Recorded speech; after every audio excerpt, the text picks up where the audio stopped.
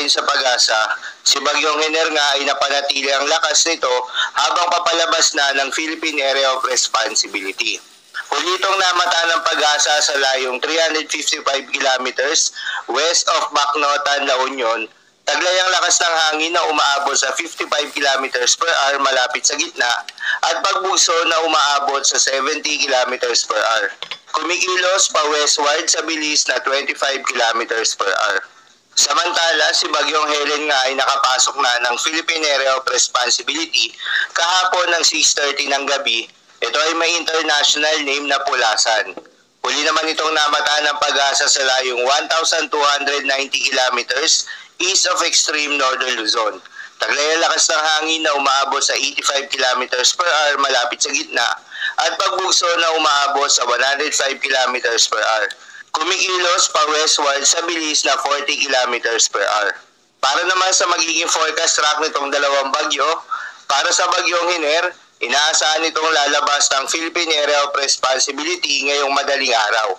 Inaasahan itong gagalaw sa direksyon na westward sa West Philippine Sea sa mga susunod na 5 araw.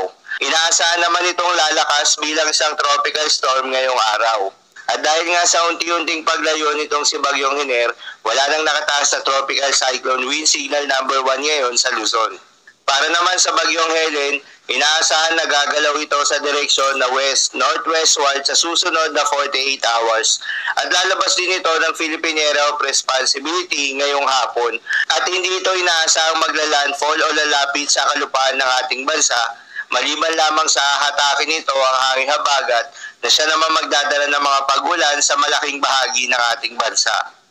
Mananatili ito bilang isang tropical storm hanggang sa ihina ito pagdating sa East China Sea. Para naman sa magiging lagay ng panahon ngayong araw ng Miyerkules, dahil sa epekto nitong southwest monsoon o hanging habagat na pinalakas ni Bagyong Helen, asahan ng heavy to intense rain sa Palawan, Occidental Mindoro at Antique.